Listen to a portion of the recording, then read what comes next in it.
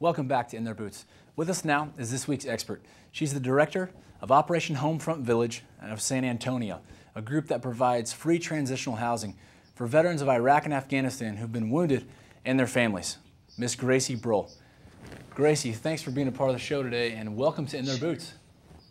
Thank you. Now, Gracie, can you explain what it is that Operation Homefront provides veterans and their families with?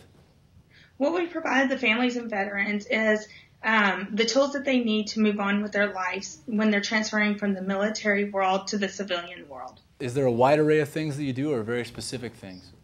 Yes, there's actually a big variety of things. Here at Operation Homefront Village, what we provide them with is a free apartment for them to live in while they're waiting on their VA and Social Security benefits. During that time, their pay isn't exactly where it needs to be, so we offer them free rent.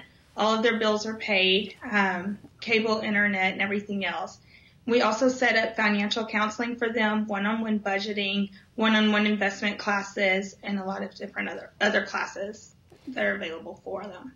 Okay, in this week's Real Story, we see the Randolphs really struggling with this transition. Can you explain, is that typical for military families? Yes, it is. Like I was saying, a lot of times their income is cut pretty drastically. A lot of families are having to end up foreclosing on their homes, filing for bankruptcy, things like that. So it's very common. We have quite a few families going through the same situation. What's the most important help that you offer to families in the beginning of this transition? I think financial counseling is definitely the most important. What's the value in that? For those who haven't served in the military, it may not be apparent to them why that's so needed.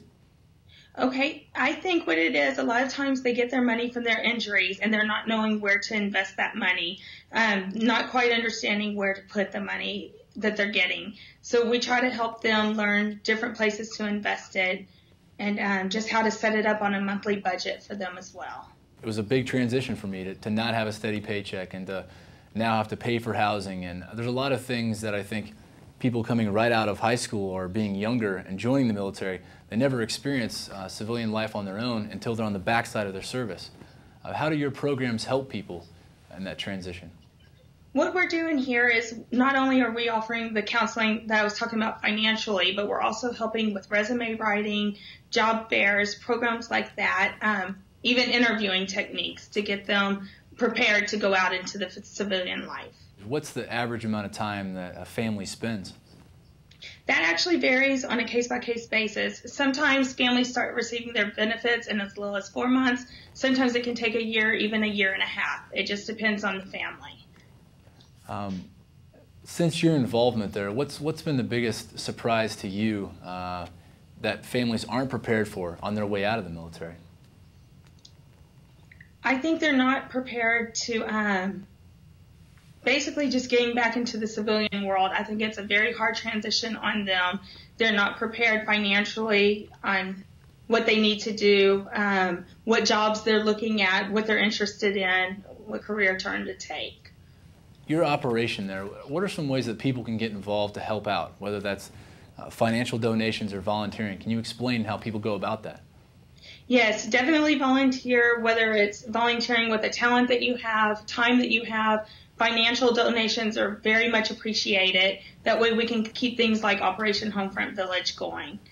So pretty much just anything they can do, they can always give us a call and we can find something for them to volunteer with. How long can families, I guess, take advantage of the aid that you provide there?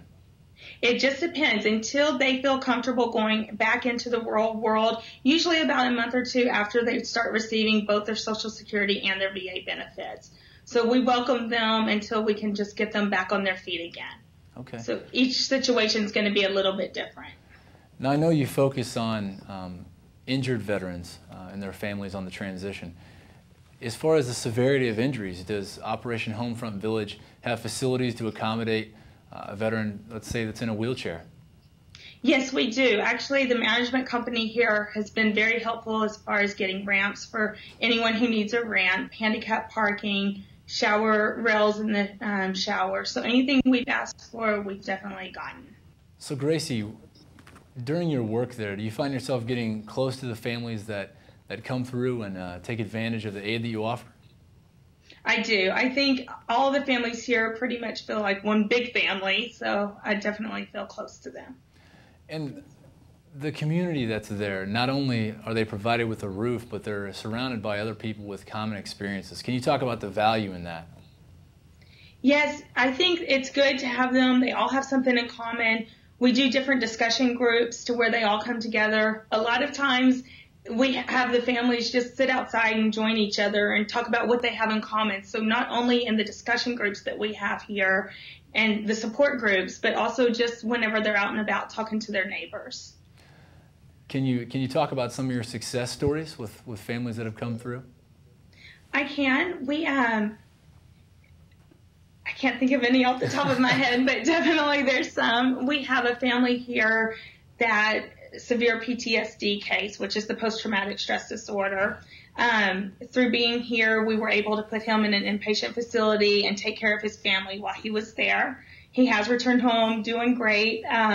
They start receiving their VA benefits, so they'll be on their way pretty soon. But so I think that's a very big success that his family was able to be housed while he was getting the care that he needed. From the Randolph story, from the interview when I talked to Elise, she was saying that without Operation Homefront, they may not be together as a family as far as living in the same part of the country. How common is that? I think that's common for every family that we have here. And that's one thing that I think is so positive is keeping the families together. The soldiers, while they're away from their family, and a lot of them to recover fully, they need their family back in their lives. So not only with the Randolphs, but probably all of the families over here. All right. Well, Gracie, thank you for the work that you're doing there with Operation Homefront Village and for joining us here today on the show to spread awareness. Sure. Thank you. Take care, Gracie.